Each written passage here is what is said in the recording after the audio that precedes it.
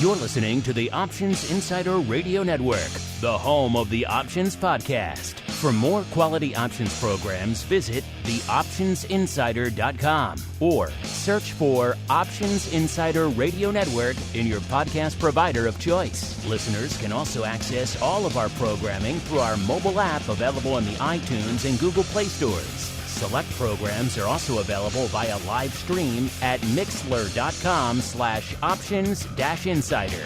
That's mixlr.com/options-insider. Don't forget to follow along with your favorite programs and submit your own questions for the hosts at twitter.com/options, stocktwits.com/options, facebook.com/theoptionsinsider, or via questions at theoptionsinsider.com.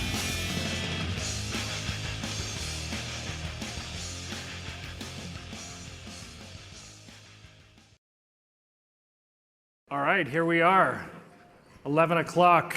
We are very excited for our next segment of the conference, which has been graciously sponsored by Tradier. And to help me introduce our keynote speaker, I would like to welcome to the stage Dan Radu, Chief Executive Officer and co-founder of Tradier. No, don't get stressed, it's gonna get figured out. Oh, deep conversation that Hello, everyone.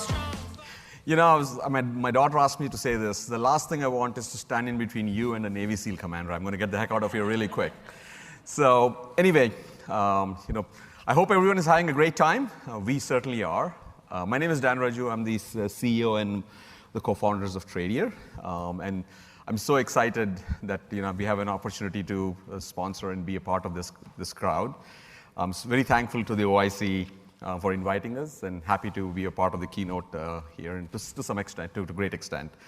I've been here for 24 hours. I'm so excited to see so many Tradier partners, educators, platform providers, clearing firms, and also even the exchanges. Thank you so much. You guys do an amazing job letting us deliver a great product that we strive for every day. So thank you so much. For those of you who don't know who Tradier is, right? We are a very option-centric broker, a multi-asset broker, who basically is trying to serve an active options trader through technology. That's what we started a firm about 10 years ago. We've come a long way, and it's been a great journey the last couple of years, as many of the folks have said earlier on the call. The heart of what we try to do is a recognition of the fact that there is an active options trader in the market who has very specific needs as it pertains to content, as it pertains to education, as it pertains to platform choices and value. And we thought we could make a difference to that market. And so that was the heart of what we tried to deliver. We tried to deliver that through great platform choices and partnerships, and through our educational platform called The Hub. I know MyX and CBOE all have helped us a great extent to launch the platform, and I'm so excited to see so many educators who come and engage with us on the Hub. So what the Hub has basically taught us is that if you provide responsible and very meaningful education, there is a huge market for that. And I'm also realizing that so much of the growth of options that we see on the retail market today has been driven by what a tremendous job these educators do. So I think there's so many of them here. You guys do an amazing job. And so anyway, so that's Tradier for you. I'm so glad that you're having us a part of this event. And last thing is, once again, I'm going to repeat it. I'm not going to stand in between you and a Navy SEAL commander. I'm going to get killed. So thank you so much. Thank you very much, guys. So I got to share a story before we dig into things. A week ago, I've got a speaking event out in New York City. And I'm flying New York back to San Diego for a follow-on event. The company's been good enough to put me up in the front of the plane. Life's good. I got my ticket, first class. I'm pathologically early to everything I do in the military, so I'm the first person in line. I'm ready to get on. And right before I get on, this flight attendant goes past me with a young kid, young line, I'd say 12 years old. They go on first. I come in onto the plane. He's got the middle seat. I walk up to my seat. I'm in the aisle. The flight attendant says, "Hey, are you sitting here?" I said, "I sure am." She said, "Hey, this is James. James is flying home unaccompanied to his family in San Diego. He's a delightful young man. Let me know if he needs anything. I said, sounds good. She takes off. I get settled. I put my hand out, say, how you doing, James? This kid gives me a vice-like grip, stares me dead in the eye, says, how are you, sir? I said, couldn't be better now that I'm sitting next to you, future of America. We get settled in. I love to read when I'm on a flight, so I break out a book. I'm sitting there, and I look down. James is reading as well. I kind of crane my neck down. I see James 12 is reading Neil deGrasse Tyson's Astrophysics for Ordinary People. It's like a little light reading today, James. He's like, no, I love science. I got this scholarship to come out and spend this weekend. I got to meet Tyson. It's just been an amazing weekend. I'm like, that's incredible. I've met him at an event, too. I've read that book. Could not be in a better mood for this flight. So the whole plane board's in full. Every seat taken except the one next to James and I. So 10 minutes or so after we're supposed to be pushing off, the captain comes up over the microphone's like, hey, we apologize. We've got this gazillion-mile member coming over from another flight. We got to get him on this flight. Give it a few minutes. No problem. Direct flight, life's good. You can tell 10, 15 minutes later, people are like getting annoyed. All of a sudden, we hear the footsteps of this gentleman coming down the jet bridge, and I cannot rectify the volume of the steps with a human being. Sounds like a water buffalo is coming down this jet bridge. He comes around the corner, does not disappoint. 6'5", 315 pounds, doesn't believe in deodorant. Steps over me, steps onto James's foot. James launches into orbit, crashes into the ground. He knocks James' book out of his hand. Now my attitude's shifting a little bit.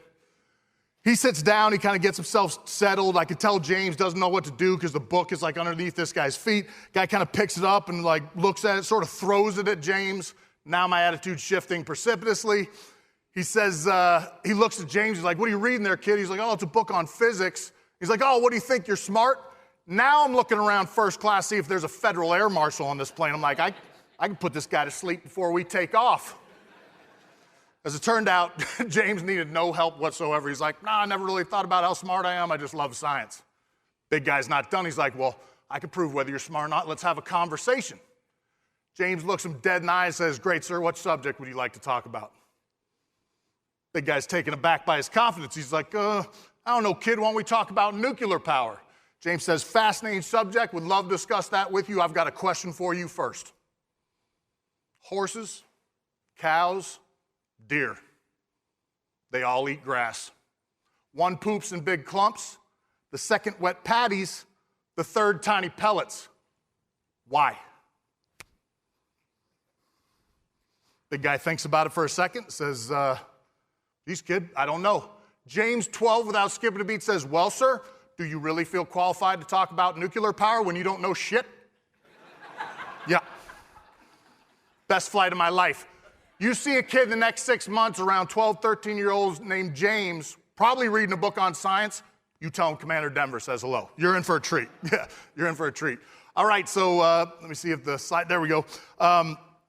I know it says what this is. Does anybody know what the bell's for in SEAL training? You can just say it if you know what the bell's for. Tapping out, ringing out, yep. About 75 to 80% of the young lions that show up at SEAL training don't see the finish line.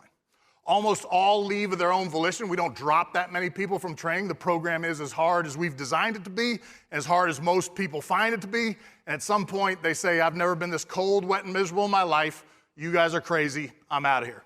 So they got to go ring this bell 3 times. We took that tradition from the British Navy on how they passed information on ships. We don't do that to embarrass a young man. That's not what it's for. It's just to acknowledge this program is as hard as we need it to be. And it's time for you to move on from that journey or that adventure at that point in your life. If you're an officer, you only get one shot. If you ring that bell, you're never coming back. Enlisted guys, they ring that bell, they can go back to the regular Navy, come back, give it another shot, and some of them really do and come back and do a great job. What you can't see in this picture is when you ring that bell, you wear a helmet at all times in SEAL training. It's not for your protection. It's actually like your ID card. It's got your name on it. It's got your rank. Most importantly, it's got your class number. So we've been numbering SEAL training classes from the early 60s, class number 1, up through we're probably in the mid-400s at this point. But if you make it, if you see the finish line, that number is almost like your birthmark kind of into that warrior culture. So it's a special part of our program. I like explaining the quitting policy right at the beginning of my presentations so that you know it's in effect the whole time I'm up on stage right now. Like the quitting policy is active as I'm speaking. So if things get too challenging in the next 45 minutes, mentally, emotionally, physically, you can throw in the towel. We don't have a bell, so you gotta walk up here, bring like a cell phone and a pen. I'll lean the microphone down, you gotta tap it 3 times, it's gonna be embarrassing. You don't have helmets on, so you take off a single piece of clothing, and then you're free to go, yeah? All right, you're laughing now, see what happens. So people ask me all the time what I think separates SEALs from other operators on the battlefield. I love this question when it says what separates us from our enemies. That's a great conversation. When people are like, who do you think is the best in the U.S. military? I waste no time on it. Everyone I worked with in the military was off the charts good at their job. Sincerely, just unbelievable levels of capability across all the services. But the answer to the actual question of what separates us is the training. It's that training we use to select those young warriors into that culture, and then the advanced training we give them to make them, tough, capable, team-oriented, lethal if required, but really problem-solving operators on the battlefield. That's what we're looking for. So I've got a video that I'll play for you next. It shows some of our training, shows about the first 6 months. But my last job on active duty was running training for all the SEALs. So I wouldn't feel right if we watched a SEAL training video at a resting heart rate. So to that end, on your feet. Oh yeah, that's where people start grumbling. All right, now this is simple. I'm not gonna beat you up. We're gonna do one of the, well, by we I mean you. You're gonna do one of the exercises I used to put the young lions through in excess of 3,000 to 4,000 repetitions. I'm only gonna ask you to do it 3 times. Somewhere in the mid-2000s, people start speaking a foreign language. The reason I love this exercise is its simplicity. It's not even a jumping jack, it's just a jump in place, okay? But this is what I don't mean by a jump. Like that was embarrassing in this example. There's gotta be air under your feet, right? But we're gonna do it in a military fashion, so I'm gonna say ready, and then I'm gonna hear a loud ready. I'm gonna say ready, I'm gonna get a big boom and ready back. And then I'm gonna say up. When I say up, you're gonna jump, you're gonna land, you're gonna count off the repetition. So I'm gonna say up, you're gonna land, you're gonna count 1. When I say up again and you land, you're gonna count. Yeah, this is like a 10-minute conversation when I do this with medical. Yep, every time. Up one more time, when you land, you're gonna count 3. My only disclaimer of the day, you got a bad back, hips, knees, ankles, 7-inch stiletto heels are what you brought to the fight today, or your doc saw you on Monday and was like, Bob, everything's looking good. Only thing that's gonna throw you into cardiac arrest if you jump 3 times in the next week. Don't jump. All right. Ready. Up. Up. Up.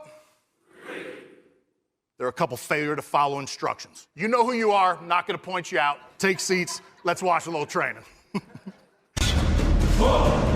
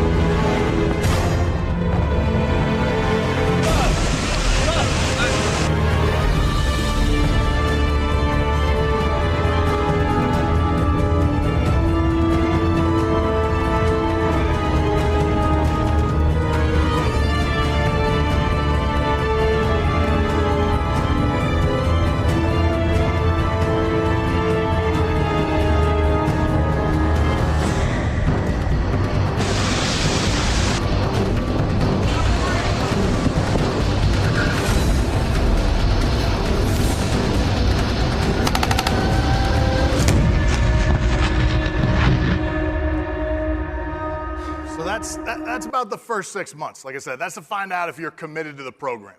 And if we can't make you quit in about that 6 months, then we're gonna find out if you're trainable. And really, I mentioned that, when I said that what separates us, that idea, that kind of concept, training, is one of my absolute favorite to talk about, right? Because this is the thing we utterly control. Like that alchemy of traits and genetics your parents passed on to you, there's not a whole lot you can do about that. I mean, they're working on it, but right now you're sort of fixed with that. But what we train to, what we discipline ourselves to, that's what or who we become, and that's utterly in our control.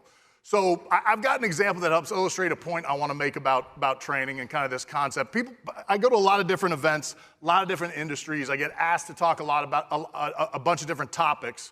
But one that's consistent across almost every organization I've ever talked to is this idea of how do you constantly improve in the elite environment, right? How do you constantly get better when you're already performing at a very, very high level, which every great team does. And so I've got an example that helps kind of highlight this point. You don't need to get out of your seats this time, but I want everyone to, in your seats, put both hands over your head, kind of like a bank robber sticking you up. Yeah, both hands over your head. Awesome. Keep them there, keep them there. Now loosen up your back, roll your shoulders. I want everybody's hands as high as you can get them. Now we're talking. Perfect. Keep them there, keep them there. Now watch this. Everybody give me 1 more inch. Perfect. You can put them down. At some point, this is going to fail. I'm going to be teaching samurai, and I'm going to say, get your hands as high as you can get them. Give me another inch. They're not, and it's going to be an awkward moment in my teaching career. So far, I'm batting 1,000. Whether it's a group of 10 or 5,000, I've never had a group that didn't find another inch. I know this sounds ridiculously simplistic. I sincerely believe this is your opportunity to constantly improve in the elite environment. I'm for the big idea. If you've got the big idea that's going to change the industry or some project you're working on or the direction you're going, don't keep that to yourself. Definitely push that forward. Let the team kind of beat it up, take a look at it, and see if that's going to do what you think it's going to do. Rarely have I seen big ideas create constant improvement. It's small measures of getting better at every opportunity you can find them. And you gotta figure this out. I used to beat this like a drum to my assault teams. I'm like, we have to find an inch, we have to find an inch. It'd make my teammates nuts. 6-8 months later, one of my guys would come up and say, I found an inch. I think if we change this, optic on our weapon system, we're gonna shoot more accurately. I think we put this different gas oil mixture in our boats, we're going faster. We take this piece of gear off our parachute equipment, we're gonna land on target better. Find that inch, you're gonna constantly improve in the elite environment. And you need to figure out how often you can do that. I don't know if that's weekly, monthly, quarterly, but even annually. If you came back to this meeting next year and said, we tangibly moved something we were doing an inch, you're gonna get better. All right, I have all kinds of stories I like to tell in this section. I usually kind of cherry pick them depending on what I talk about with the leadership team or the folks leading up to an event. And one that struck me that I haven't told all that often, but I do think it'll be good for this group is, when I got out to my second SEAL team, so you move from team to team throughout your career at some point. When I got to my second SEAL team, it was an anniversary year for that team. It was like a 40-year anniversary year. And of course, they task all the junior people of that team to kind of put on an event to celebrate that. So I did a little bit of history. I was looking through some of the history of the SEAL teams to do a quick synopsis of things. And I found an interesting story that came out of that. JFK actually called for the establishment of the SEAL teams. That's the genesis of how the teams became what they were, is JFK called for this maritime force that could come from ships in the sea and attack targets within littoral regions and so on and so forth. I don't think there's any way he could have guessed what it would grow into, but that was the impetus for the SEAL teams. And then as I was kind of reading through that, I found out another story from JFK that never left me. It was so interesting. When he was elected president, he told the world, he announced to the world, we're going to put a man on the moon, right? We're going to put a man on the moon within a decade. We're going to get this done. He said that having never visited NASA or any of the engineers or people that were going to do that. And once he got elected, he's like, I better do that. So he goes and visits NASA. And as he describes the trip, when he shows up there at NASA headquarters, he gets brought in this beautiful room with screens and monitors and all this stuff. And basically the smartest people in the room are giving him a brief on how they're going to chuck somebody into space, right? It's astrophysicists and mathematicians, basically the smartest people in the country, are all in this room brief him. He's very impressed by the brief. He loved it. But when he finished that brief, whoever was running the actual visit said, hey, sir, Mr. President, we actually want to walk you down to where we're building the training facilities that will train the astronauts and get them ready for the rigors of doing this and getting it done. We'd like you to walk out there. He says, great. As the president describes it in this story, he comes out of this briefing room and he's looking at a long hallway, like a 100-yard long hallway with kind of a marble floor. And as he kind of states it, it was the most beautifully polished, perfectly kept floor he'd ever seen. There wasn't anything in the White House that was as beautifully polished and set that he'd ever seen or walked across. And it really meant something to him. He's walking down this hall. He's kind of overwhelmed by this. And about 3/4 away down this hallway, the janitor is out there kind of mopping the floor. I'm sure NASA leadership is like, how do we allow this to happen? We got somebody cleaning the floor as the president's going by.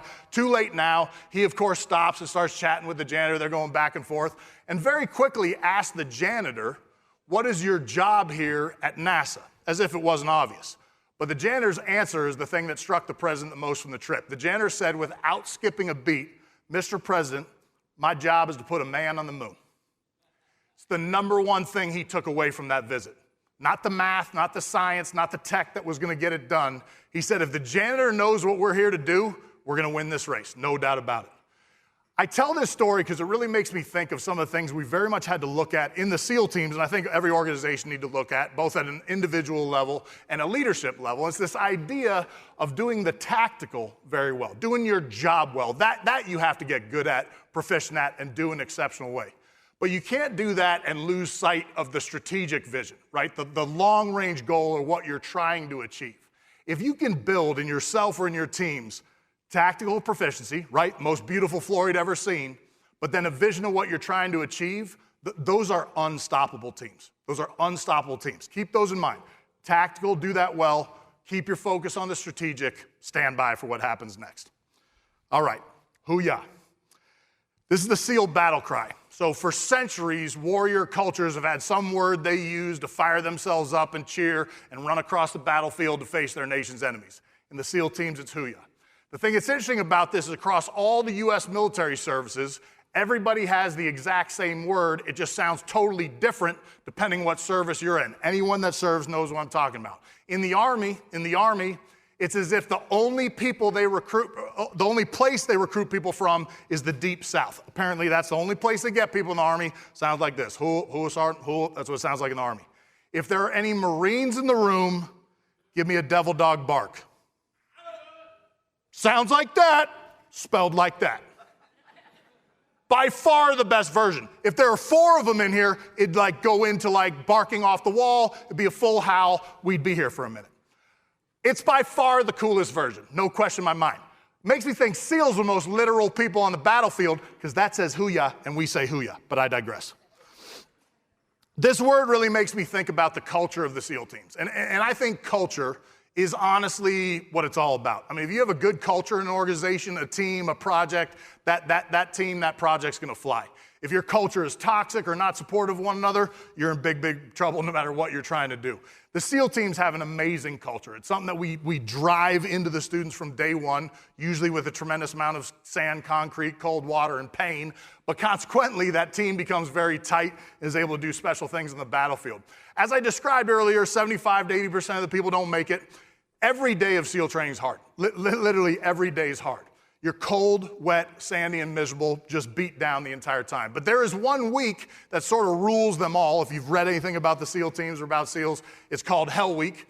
So you've already been at the program for probably 2.5 months. You're beat up, you're scraped, you're bloody, you've got chafing around your belt line, between your legs, like stress fractures. I mean, it's ridiculous how hurting you are before you get to Hell Week, and then they throw this thing at you. So you probably had 100 some odd people in your class already quit, and then this week shows up. You know when it's coming, it's not a surprise, so it starts on a Sunday night, ends on Friday. The whole week you're with your boat crew. You saw in the video earlier with us running with the boats on your head and paddling through the surf. That's your family as you go through Hell Week. Again, starts Sunday night. You go on a 24-hour clock. There's 3 rounds of instructors, shifts of instructors that run that clock. You do not sleep from Sunday night until Wednesday morning sometimes, 0 sleep.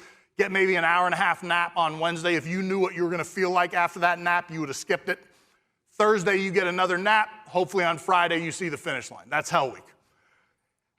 At the end of every day, right before the sun goes down, that is the only time in Hell Week you're comfortable, because at the end of every day, right when the day shift of instructors is given way to the first shift of night instructors, which is where we put all our like bipolar, insane instructors on the night shift because it's scarier. They march you into medical. So we got this great medical facility to make sure everything's taken care of. So you literally walk into medical, you strip all your clothes off to the day you were born, you go walking up to a doctor, they look you up and down, check you out, make sure you don't have any injuries, infections, cuts, abrasions, whatever it might be. And when they give you an up check, you get to walk out the other side of medical, and the class that is junior to you, okay, the class that's gonna go into Hell Week next, they have taken your clothes from the day before, washed, dried them, and put them in a pile. So you get to put on a dry, warm pair of underwear, pants, t-shirt, blouse. I wish I could plug you in to how good this clothing feels for the 30 seconds you're gonna be in it before you go back to Pacific Ocean. You'd sell a family member for 5 more minutes in this clothing. That's how good it feels, okay? So I think it's Wednesday, somewhere around there. I'm the last person coming out of medical. I got something going on my knee. Great, they clear me. I go running back out. And as I'm heading towards the surf, I see that the whole class is standing around the boats and nobody's wet, it was always like a 3-ring circus by the time you get out there. And I was like, man, I go run over my boat. I was like, what's going on? They're like, we don't know, sir, but it's not good. Like, there's no way this is gonna work out on our behalf. So the nighttime and daytime instructors are doing their turnover. We're all waiting for our fate around the boat. I've got to explain the composition of my boat because you understand the story better. You have 7 people in the boat. So you got 3 paddlers on the right side of the boat, you got 3 paddlers on the left side of the boat, and then you've got an officer or a senior enlisted, that's the boat crew leader. He's in the back of the boat steering, calling cadence, making decisions on how you're gonna win races and do the things you do. By far, the 2 most important people on your boat are the number 1 paddler up right and the number 1 paddler up on the left. Anyone that's gone whitewater rafting knows what I'm talking about. They're gonna set the tone and the rhythm of that boat and how they pull together. They're gonna have the cadence and the drive to get you to move forward. You're going up an 8-foot wave out in the ocean. They're gonna be the 2 that either dig their paddles and pull you over the top or don't. You need your studs up front. I had that. They just could not be any more polar opposite human beings. My number 1 man on the left, we called Brooklyn, because he'd grown up in New York City, and he was like straight out of a sitcom of like your classic New Yorker, right? Great accent, always in your face, cutting it up, making jokes, keeping spirits high. That was Brooklyn. My number 1 paddler on the right, we called Louisiana, because he'd grown up in some backwater bayou in Louisiana and was the most quiet, circumspect human being I had ever met in my entire life. I had never heard Louisiana in the 2.5 months we'd been together say more than a single word response in any conversation the entire time I'd known him. Yes, no, maybe, dumb. That was the most I'd ever heard Louisiana say, okay, up to this point. We're waiting for the instructors to come up with a plan. Brooklyn's doing his thing. He's like, you know, every beach on planet Earth, those little sandpiper birds that run up and down the coast in the surf, everybody's seen these birds. Brooklyn's like, sir, look at these stupid birds. I swear to God, if I die this week, I'll probably reincarnate as one of these birds, have to run in and out of the surf the rest of my life. He's losing his mind about these birds. All of a sudden, the instructors figure they're out. They're like, hey, we want to do a bet, which means us against the instructor staff. Now, that never works out for the students, but they're honorable about it. So like, we need to do a bet.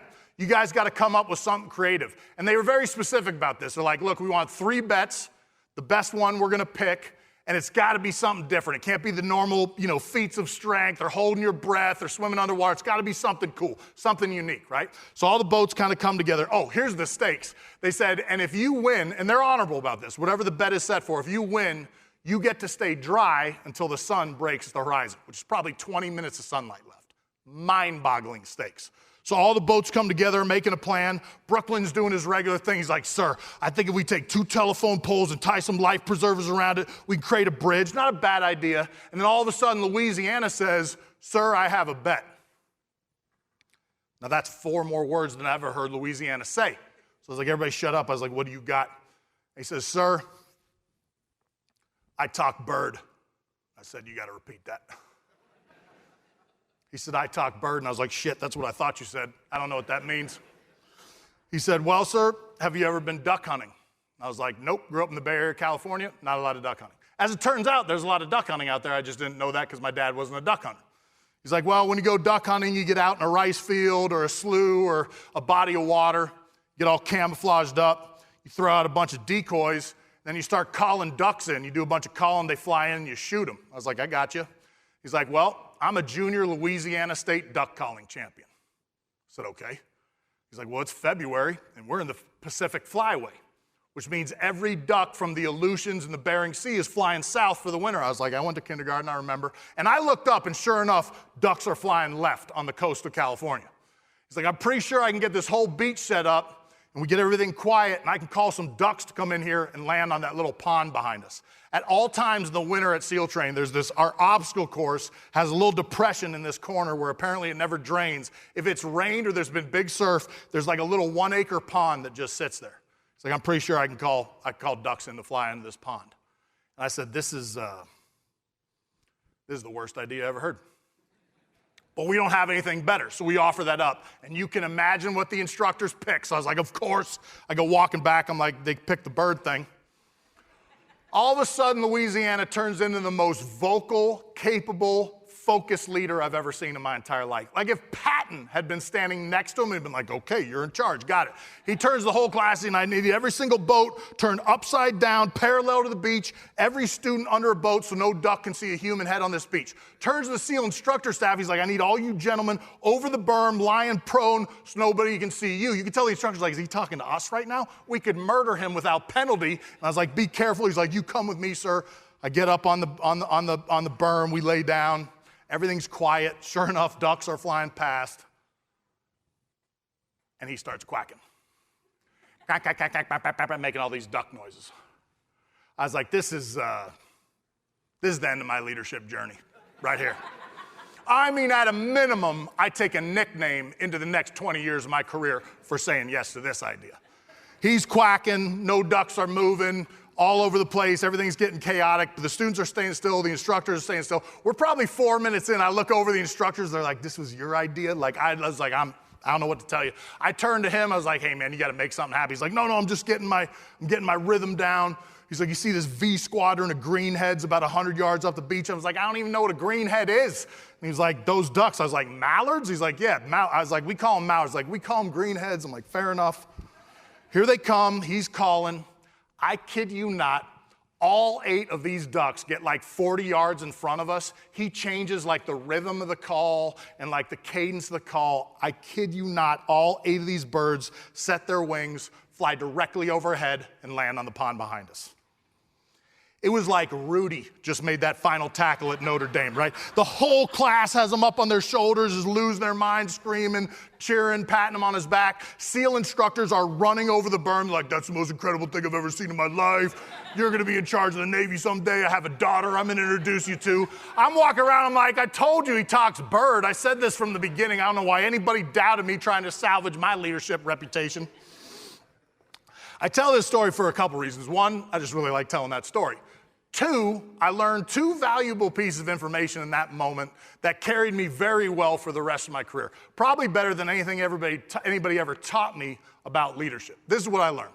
The first was, here was this team, this group of 6 other teammates of mine that I thought I knew back to front intimately well from the time we'd shared together. And here's one of my teammates with a superpower, a skill that I knew nothing about. And it occurred to me that if that was what happened on my team, if I didn't know what the talents were, what some special skill was, I'd be missing opportunities.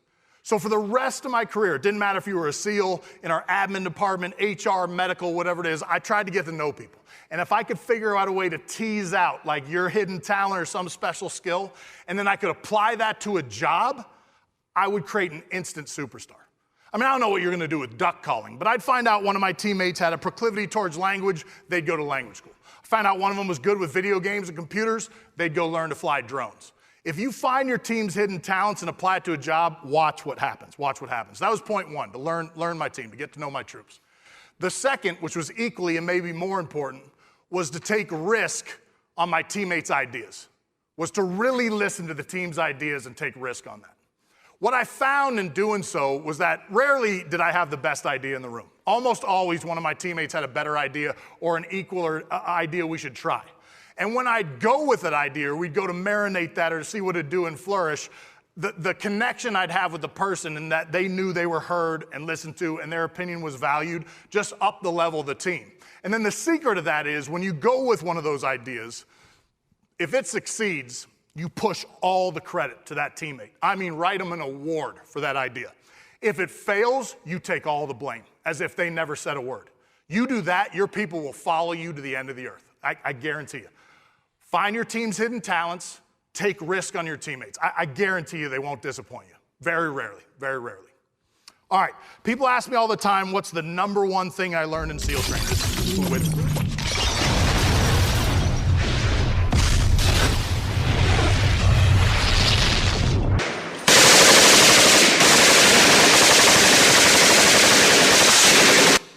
That used to just happen on a regular Tuesday in my last life, and I can't start flying first class to swank resorts and get soft. So I just put that in there for myself. I don't have a single teaching point off that slide. That's just for me. What was I talking about? Oh yeah, what's the number one thing I learned in SEAL training? So about a month before you graduate from the basic course of instruction out in San Diego, they send you out to San Clemente Island, right? So the class has gone from like 180 down to 20 some odd candidates, and they send you out to San Clemente Island, one of the Channel Islands off the southern coast of California. Now, if anyone's been out to Catalina Island, taking a boat or the ferry out there, that is not what San Clemente Island is. That place has like mountain bike trails, mini golf courses, drinks with umbrellas. San Clemente Island is like the land of the lost. I mean, it is like a cactus, windswept nightmare of an island. You come down to the beach in the morning, there'll be a sea lion there that got bit in half by one of the sharks that live off the coast. You come around the corner, if you saw a Tyrannosaurus Rex stand there, you'd be like, of course the thing lives here. We're going this way, right? It's a primal place. But you get out there and you get to learn all the cool stuff. Demolition, hand-to-hand fighting, shooting, all that stuff takes place. And then the last week, the instructors give you what's called an FTX, a final training exercise. It's like a final exam. They give you a mission. You've got to plan that mission, brief it to the instructors, rehearse and execute it, all under the watchful eye of lunatic SEAL instructors you think have been trying to murder you for the last 6 months. So in the world of tests, it's a relatively intense test. We've finished briefing, approved, we're in rehearsals, getting ready to do this mission, and we are behind on the timeline. My job, there's one officer that's senior to me in the class, so he's the class leader. I'm kind of second in command. Besides running what my squad's gonna do on the actual mission, my job is to call out the time hack. So in the military, we brief a timeline to everything we do for every mission, and the instructors have that timeline. And at a basic training command, there's almost nothing worse you can fail than being late or missing a timeline. Armageddon if you miss one of those. Because on the actual battlefield, if you say you're gonna be somewhere, you better be there when you say you're gonna be there. So we're behind by about 20 minutes. Now the senior officer, it's his job to kind of get that together. So I'm just calling out, it's 2000, it's 2015, it's 2030, like trying to get us caught up the timeline. He finally figures it out and starts running around this compound like a lunatic, trying to get us caught up the timeline because he can tell we're behind. We got the gun trucks ready, everybody got the nav plan set, everybody got enough ammunition, let's get down to the boats. He's losing his mind. And I'm thinking to myself as he's doing, I'm like, this is not good. This is not good leadership-wise. No sooner does that thought cross my mind, but a Master Chief Petty Officer, the senior ranking listed SEAL instructor, comes walking on this balcony overlooking where this chaos is unfolding. He's like, hey, all the officers, post, which means to come to him. 5 officers left the class. He's like, come over here, take a knee. Literally take a knee because he's gonna start preaching. Now, I don't know how many people know the ranks of the United States Navy, but a Master Chief Petty Officer is the senior ranking person in the United States Navy. You can go no further. And a Master Chief Petty Officer SEAL at a basic training command lives right about here compared to God. Master Chief Petty Officer, God, rest the senior leadership, right? He draws tremendous water to basic training command. This Master Chief looked like Hollywood had cast him to be a SEAL Master Chief, right? 6'3", nothing but tan skin, bone gristle, scars all over him, deep gray gunfighter eyes, Magnum PI mustache, the original reflective Oakley sunglasses from back in the day. Anybody that played football from like the 70s to 90s will know what I'm talking about. Remember those like Russell Wilson football coaching shorts that were significantly too high and tight? Yeah. Cool at the time, freaks me out now when I think about it. It's like, take a knee, so we all come running over. I remember 5 officers left the class. I'm trying to get in the middle because I forgot to mention one thing about this Master Chief costume. At all times in training, this Master Chief wore on his back a 2-handed broadsword. Like out of Braveheart. This is not a modern weapon. So I'm trying to get in the middle because I'm like, I don't think he's gonna knight us. I figure if he swung that thing, he'd decapitate my swim buddy. I catch a glancing blow on my face. I start with a scar. It's my whole thought process. I'm taking a knee. I get down on knees, like, let me tell you something, gents. Let me tell you something. As officers, the only thing we need you to do is lead. You're gonna get to jump out of planes, blow things up, shoot over a mile. That isn't your job. Your job is to set the expectations, manage the chaos, and be the example for the troops to follow. He said, because what you're gonna find is at a minimum, the troops are gonna mimic your behavior. In this organization, because of their intensity, they're probably gonna amplify your behavior. So if you keep it together, they'll keep it together. And if you lose it, I guarantee you they're gonna lose it too. He says, prepare to copy, which means to take notes. Everybody breaks out a pencil and paper. He's like, I want to share something with you that a Master Chief from Vietnam shared with me. Number one thing I learned in SEAL training. So we're ready for the goal, whatever he's going to say next. And this is all he said to us. Calm is contagious. Calm is contagious. He says, beat it, which means to run. And I remember as I'm running, I hear him in the background say, because in our line of work, gents, if you keep your head, you keep your head, which was an awesome explanation point to the calm is contagious line. Cool thing is, in 2 decades of sustained combat, I never saw this proven false. I never saw a mission going so well that if the leadership kind of got shaky or lost their head, it didn't go off the tracks. And I never saw a mission going off the tracks, of which I saw many, that if the leadership kept their head, it didn't at least not get any worse and almost instantly get better. It is a superpower to stay cool and collected when other people are losing around you, particularly if you're in charge. I've got a video I'm going to play for you next, and then we're going to wrap things up. We made this movie a few years ago called Act of Valor. Everybody in the movie that was in the military was actually on orders on active duty to go make this movie. We thought it was going to be at like the bottom of a Walmart DVD bin, never see the light of day, and next thing you know, it's on a big screen and like the #1 movie in America. But my buddies and I are rescuing this CIA operative in this scene. We used live fire ammunition in this scene. They hadn't done that in Hollywood since like the 60s or something like that. And so we had a bunch of ammunition. We're like, we could burn it if you want to ruin some cameras. They're like, let's do it. So you're going to hear my buddies and I yelling at each other. That's just because bullets are super loud and guns are loud and we had to hear each other. You're not going to see anybody lose their head. All right, this is my calm is contagious video. Sir, what's the status on those boats? I lost whiplash on the run. Told them you hit the target early. They're coming in hot. I got no boat. Contact rear! Contact rear!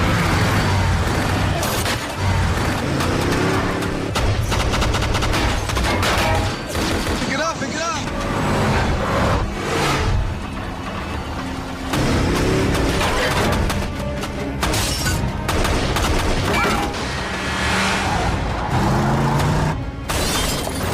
Stay down, brother. Calm. Be easy. Sir, keep down! Keep down! Calm down, brother. Mikey's up, man. Mikey's up. Stay down, brother. Calm. Be easy. We're almost out of here. We're almost out of here. AJ! You are us coming up the rear!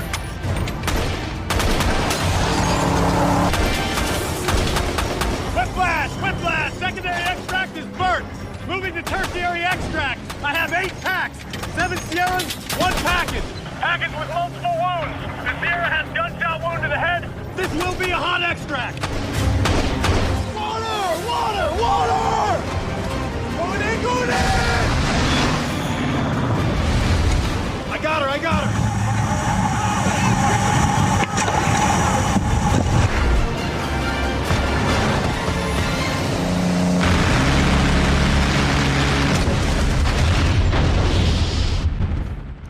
Calm is contagious. When we filmed that scene, none of us ever filmed anything in our lives. And if you've ever done any of that, you got to film every scene like 10 times. You got to get a bunch of different takes so they get it right. So we're on the edge of this river, getting ready to swim out to these boats. Now remember, this guy comes walking up next to us. He's not a young man, but he's got the camera that's kind of in that big water bubble thing like you see on Shark Week. He comes up to me. He's like, hey, I'm going to be in the water with you, getting all the scenes from in the water. I was like, sounds good. And he's like, you're in charge? I was like, I am. He's like, can I ask you a question? I was like, you bet. He said, so they're going to be shooting real bullets at us? I was like, well, not at us, above us. He's like, you're okay with that? I was like, they haven't hit us yet. We'll see what happens. And so we go out there and film that scene. Then we get reset. Everybody's back on the river edge. We're getting ready to swim back out. We're like, man, that guy must be like reloading his camera. Where is that dude? And all of a sudden, like we see him across the river with a telephoto lens like this big. He's like, I got all the footage I need in the first round. He wanted nothing to do with going back out of that water.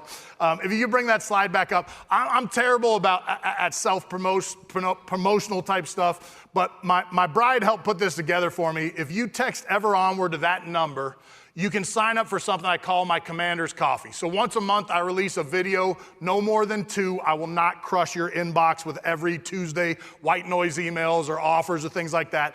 I put a video out on a current event, a topic, something I learned about leadership or human performance or something I learned from my daughters. I just have to say it because, like I said, my bride put that together. If I don't say it, she's going to shoot me. I taught her how to shoot, so she's probably going to hit me. All right, cool.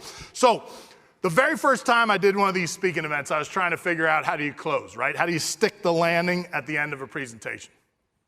My thought was to tell a joke because it's very, very hard to beat laughter. Not like a knock-knock joke, you know what I'm saying? Plant a seed early in the presentation, you got the punchline, drop the mic, walk out of it. That was my plan.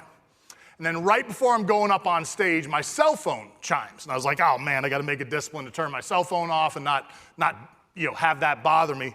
But I look down, because I've got a couple minutes, and I see that it's an overseas number, which is not uncommon to have a teammate reach out to you and they need something downrange. There's nothing better than when somebody calls and is like, hey, we need protein powder, shoelaces, body armor, weights, Copenhagen, whatever they need. There's nothing better than to send a teammate something they need in an austere location. Every once in a while, it's to pass tough information. And I look down, I see on my phone that one of my buddies had sent me this text saying 2 of our teammates had been killed 2 nights before in Afghanistan. Very, very sobering to get this text right before I'm going up on stage. One of those teammates, his bride and their 3 kiddos live right next to my bride and us, so we'd had dinner with her and their kids the night he was killed, just didn't know it at the time. The other of those 2 was the number 2 paddler behind Louisiana and my boat crew in basic training. Very, very tough to get this text right as I'm going up on stage. However, it did make me kind of rethink how I wanted to close, and so I've never closed in another way. This is what it made me think of. There's really only 2 reasons you'll ever see SEALs off base in uniform. One's to attend a wedding, which is an awesome reason to be off base and celebrate that moment with your teammate, his bride, and that commitment that only makes us a bigger family. The other's to attend a funeral. And I stopped counting funerals at 40. When I've been to my 40th teammate's funeral, I stopped counting. I've probably been to double in my career. However, I have never been off base in uniform and not had people almost bruise my back, patting me on it, thanking me for my service. It has been an otherworldly time to serve in this military. I mean, it was not that many wars ago that our troops came back to a radically different reception, which is a breach of a national trust I can't even wrap my head around. But the support for the troops in this era was just otherworldly. And I can't tell you how much it meant to go do that job and to have that support. So I feel like every time I've got a microphone, I have an opportunity to return the favor. So I say this very, very sincerely. I thank all of you for your service. I thank all of you for giving us something to go fight for. I've been to almost every ugly corner of the world you can be in.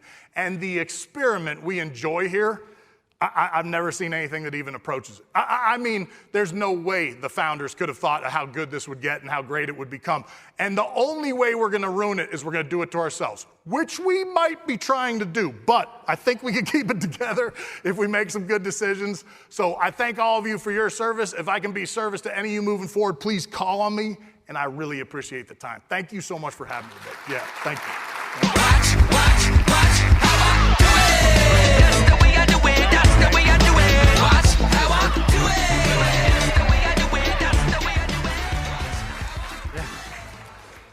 Do you want to do Q&A? Well, they said they've got, the best thing about these events is there's a countdown clock, which in my last life meant the room was going to blow up. So we got like, the bomb tech would go over there, cut the red or yellow wire, we'd stand on the corner. So we do have 15 minutes left. They asked if I'd do some Q&A. If I can answer questions, I'm happy to do it. If you got to run to the bathroom, you won't hurt my feelings, or we will just stare at each other awkwardly for the next 15 minutes. I think they got microphones, or I'll repeat a question if you got one. And if not, we'll get you out of here. Please. No, I'm just curious, like, with that basic training, like that's like 6 months in that video. Like, what's a regular day like? One day, like just. One day at that training? Yeah, like does it start with like calisthenics? Does it start with something? Like, how does it start and how does it finish? Yeah. So how does a day of basic training start and how does it finish if that's 6 months? I remember 5 or 6 years after I graduated, I was at a SEAL team. That class leader that I graduated with, he was the only one that had the class schedule for like the instructor was giving him just for the day of what was going on. But he had saved some of those and we looked at it. I literally couldn't believe it was real. I mean, it was, up at like you started at 5, so you're up earlier than that to drag a razor across your face and be ready to go. And then it'd be like, a 2-mile time run on the beach, faster you can go in boots and pants. You come back from that, you do 2.5 hours of push-ups, sit-ups, pull-ups, rope climbs, run on the beach, wet and sandy the whole time. Then you'd run to the chow hall, eat breakfast, you'd come back, you'd do boat evolutions, paddling through the surf for 4.5 hours, and somebody'd get their teeth knocked out and head to medical. Then you'd come back in for that, run to lunch. Going to lunch was basically a 1.5-mile run. So 3 miles every day just to go to chow. Then you'd come back, maybe do a conditioning one with the instructor, which is just soft sand boots, run to Mexico and back. And then maybe you had an O course that night. Then you go to bed. Yeah, it was ridiculous. I mean, it was ridiculous. The funny thing is, the people that are made to do that job, like, just have fun. Like, I just remember being fun. I felt like I got there and was like, this is where I want to be. You know, my class started with 180, and we graduated 22, and I think 21 of those people knew they were going to be there on that Friday. One was probably like, holy shit, I made it. Like, I got to call mom. You know, like, I'm calling mom right now to tell her, you're not going to believe this. But most people that get there, they want to be there and do that. Yeah. Please. Are you able to tell us about one of your missions that you were proud of? Yeah, I'll repeat it if you don't get there with the microphone. Yeah, am I able to tell you about one of my missions that I'm proud of? Yeah, I mean, the funny thing about missions, everybody thinks everything we do is secret. Some of the, the intel and the things that lead to missions, we keep that secret and how we do that. A lot of the missions themselves are not as secretive. I mean, I have a lot of missions rattling around in my head. I do remember we had a Marine unit in Iraq in 2006 that was one of our sister units, and they had a corpsman, so one of their medics that was like 19. I mean, it looked like he needed a note from mom to be in the military. Just the sweetest kid ever, and he got killed by a sniper team that was working in that area, and it just, it crushed this Marine unit. I've never seen a unit go from high spirit to like in the dumps ever on a battlefield because of his loss, and I totally get it. And so we got assigned to help them to hunt this kind of sniper cell. There were 8 bad guys, 8 shooters in that cell. We'd killed 7 of them over about 2.5 months. Then we finally found the leader of this cell, the guy that was the top guy. And I remember we get clearance to go hit this target where he think he was staying at night. And based on some of the rules and what we had set in place, the Marines couldn't go with us on that mission. They often could. They just couldn't that night because some other intel we needed to run and figure out. But I remember calling the Marine major who was in charge of that young man. He's the one that's going to go tell his parents and do the toughest part of that job. And we invited him on that mission. And we got that guy. He was with us, and just seeing his face, like, and what he was going to be able to go back to his team and kind of tell them that they'd sort of, balance the scales was something I'll never forget. Just very, very special to see their kind of, down in the dumps and then come to a high level. So yeah, super proud of that one. We did a couple rescue missions that were not super high profile, but you got somebody that was in a bad spot out of a bad spot. That's about as good as it gets because you know what could happen to them in an orange jumpsuit over there. So those were pretty cool.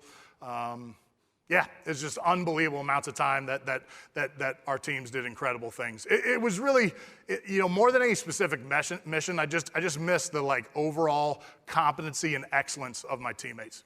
Everything that they did was just mind-boggling. I mean, the hardest question I ever get at one of these events is somebody's like, how do you motivate a team? I'm like, I have no idea. Like, all I had to do was pull the reins back on my team. I never had to crack a whip. Just super motivated, sharp, capable people doing that job. But I'll never forget that mission, just balancing the scales a little bit. Yeah.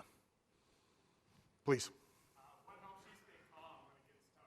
What helps you stay calm when it gets tough? Calm is contagious. Yeah, I think training. I mean, I talked about it right at the beginning. I could do the whole presentation on training, and none of that would be wasted.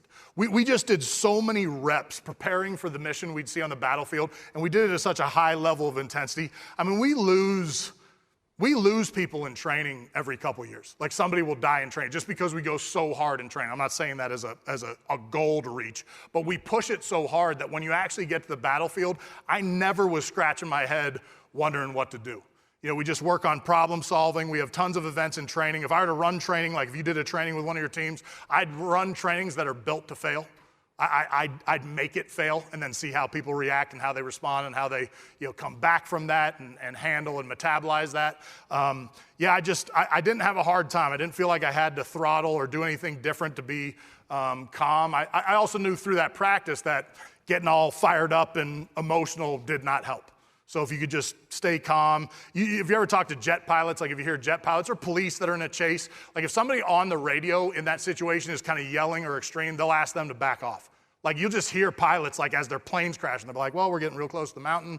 I'm trying to pull up. It is what it is. We're going in the mountain. And that's what their voice will be like. Because look, if they're freaking out screaming, they're definitely hitting the mountain. So I think it's just recognizing that it's not going to help you if you lose it, and practice as much as you can so you can hit curveballs. Yeah. Yep. Please. Was there any part of your training that you dreaded more than the other? Like some people hit you in the water? Yeah, anything I dreaded in training more than anything other. I have a learning disability in math. We had to do dive calculations for doing our dive qualifications. I swear I was like, I'm gonna go out of SEAL training because of a math quiz. And that was very disruptive to my spirit, but I figured out a way to pass it. And you mentioned jumping out of planes. I hated jumping out of planes. I thought it was the dumbest thing we'd ever done, you know? I was just like, this plane is flying, fine. And then you'd go jumping out of it, and then you'd be like, well, when my chute opened, I was like super excited. But if it didn't, I was like, I'm gonna have the rest of my short life to scream at myself for jumping out of this plane before. And I got 300 plus jumps, but it just, I didn't like one of them. Until I saw that silk above my head, and then I was happy about it. Yeah. Please. You're welcome. Yeah. One question I have for you is a lot of times with athletes, they spend their entire life training, developing the skills to get good at what they're doing. Yeah. At a certain point, they age out that sport that they want to do. Does that happen with Navy SEALs as well? That it's more of a calling, and their bodies break down and they can't do it anymore, and you have that life cycle? Sure. So the question, if you didn't hear, was athletes train their whole life and then they kind of age out of their capacity to play at a high level and do it, and does that happen in the SEAL teams? It does. The career path takes care of it as much as anything. So I was an officer going through, so I started as an officer, I retired as an officer. I'd say as an officer, you have about 10, no more than 12 years of kind of operational time, and usually even shorter than that to when you're actually going to be running assault teams, attacking targets, and doing the job you really came to do, or at least you were excited to do. You'll promote out of that to where you got to just start doing the administrative and strategic and all that good stuff. Enlisted guys, you could do 3 or 4 platoons. If they end up at SEAL Team 6, which is our all-star team, there's guys there that have been going hard for 25 years. There's senior chiefs and master chiefs still hitting targets over there. But that's the all-star team. So the people that end up there are the mutants, right? The fittest, the toughest, the most get after. All our guys are tough, but every group has their top guy and their bottom guy, and somewhere in there are the folks that can do it for a long time. I've got a young guy's going through training right now. I'm real good friends with his dad. I mentored him a bit going in, and he has, as best I can tell, all the goods, right? He's got the mindset, physically strong and all this stuff, and he's getting sick right now. You can get this, it's called SITE, swimmer-induced pulmonary edema, where you get water in your lungs. And it's killing me because I don't have the heart to tell his dad that it's rare that you get that and come back. He can come back, but he's probably gonna get it again. I just run and train and I know it. No, it's killing me right now. Hopefully, he gets a gift and somehow that rectifies itself. But that's the toughest thing, is to see somebody that has the mindset and the heart and their body fails them. So I was never, I played an elite level of sports, but I think my body could just take damage. So when I went through, I didn't take a lot of hits. I haven't had surgeries or anything. I just came out of it fine. I'm never gonna be doing ab roller commercials, but I'm nice and thick, so I could sit in cold water, no problem. Life was good, so I was just kind of made for it. But it is. And then the final thing is, I think just like in sports, if you have aged out, the team's they're gonna let you know it. If you don't, you're just gonna see people going faster, quicker, and better than you, and you're not gonna be that guy. So it sort of has its own life cycle. Yeah, you're welcome. Please. Yeah. Obviously, your team, the SEAL team, has a very intense mindset, and everyone is super ambitious and going towards a goal. When you go to civilian life, how do you transition to people not being on? Yeah. Options traders probably don't. Even though it's important, not as important as that, or aggressive, how do you deal with that? Yeah. The question was, the mindset, the ability, and the intensity of the team. How do you transition from an environment like that to a less intense environment? It is tough. I remember when I left, right as I was getting ready to leave the SEAL teams, my bride, her family had a big event, and we were going to do an overseas trip. And I remember I don't even know if travel agents exist anymore, but we were using a travel agent to get that trip set. And I remember they screwed up our travel, the flights. And I remember calling this guy being like, hey, you screwed up the flights. These are the wrong days. Yeah, I know, I'm trying to fix it. And I was like, yeah, but you're a travel agent. And he was like, yeah. And I was like, well, I didn't ask you to do my taxes. I thought travel you'd be good at. And he was like scratching his head, like didn't even know what I meant. And so that's the thing I miss from the military the most is like just the level of competence of everybody in their job. And I don't just mean SEALs. I mean, if you're a radioman or a medic, you're going to be really, really good at that job. You might not be good at the 5 jobs around or next to you, but no, it's tough. I mean, I just think there's opportunities everywhere, and I just try and rate the scale of the people I'm around and how to help them get at their best. I mean, I just look. I think most people are actually trying to do their best, and if they're not, that'll bear itself out, and you're not gonna grab that person for the important need or something like that. And then the high performers, and they always will be. You know, the toughest thing I'd say for leaders in here, I was talking about this with an executive last night. We were talking about kind of managing a team, and I was talking to one of his kind of second in command. I could tell this person was just smoked, like so tired, so done. And I remember talking to the CEO being like, you know, how much do you put on, you know, Jimmy's shoulders? It's like everything. I was like, yeah, you got to adjust that. Like, because the best performers, you give them everything, and then you crush them. Now, look, you want it in their hands, but there's a level at which sometimes being the best, like, kills you. So you got to do, you know, as a leader, I think you got. I'm not asking you to say, hey, take your A performers and put them in the back of the bus, but be very aware of how you're spread loading jobs and work when it comes to your top performers, because I've seen them get beat up in a way that low performers don't. And you're like, that's not right, you know. So, yeah. We're almost there. No hands, no hands. Oh, yeah. So once you pass, how's the training afterwards? Like once you pass, what's the training like afterwards?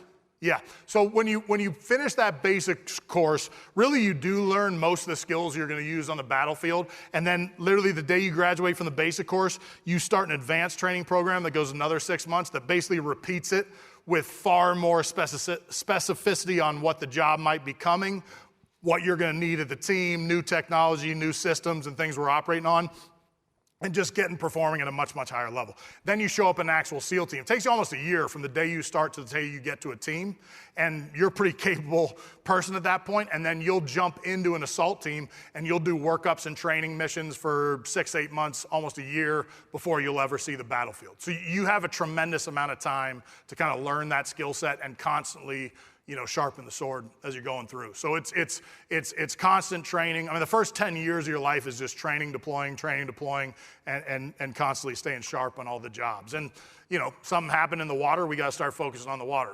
If the war is in the mountains of Afghanistan, you figure out how to run around the mountains. If it's in a desert, you work desert. And so yeah, it's just a constant evolution of what we need to learn. And then new systems come. I mean, drones weren't on the battlefield when I started. And I remember the first drone I had, I mean, we literally had this thing sent to us from like Raytheon on the battlefield. My buddies broke out the like operating manual and we used it that night. We broke it, but it totally helped us. And then we sent it back down, we're like, hey, we broke it. And they're like, cool, we'll fix this, this, and this, and just a force multiplier. So our teams are supercomputers when it comes to learning. They're always gonna try. Very rarely are our guys stubborn about new stuff. They try and figure it out, beat it up, and if it works, it works, and if it doesn't, we throw it out. Yeah. Please. Thank you very much for your service. You're welcome. Yeah, you're welcome. Do I what? You know, I travel so much, the coins go quick. I keep patches. If you got a coin or something to trade, I keep that on me. Yeah. Yep. All right. Hey, thank you so much. I really appreciate it. Yep. Thank you. You're listening to the Options Insider Radio Network, the home of the Options Podcast. For more quality options programs, visit theoptionsinsider.com or search for Options Insider Radio Network in your podcast provider of choice. Listeners can also access all of our programming through our mobile app available in the iTunes and Google Play stores. Select programs are also available via live stream at mixlr.com/options-insider. That's mixlr.com/options-insider. Don't forget to follow along with your favorite programs and submit your own questions for the hosts at twitter.com/options, stocktwits.com/options, facebook.com/theoptionsinsider, or via questions@theoptionsinsider.com.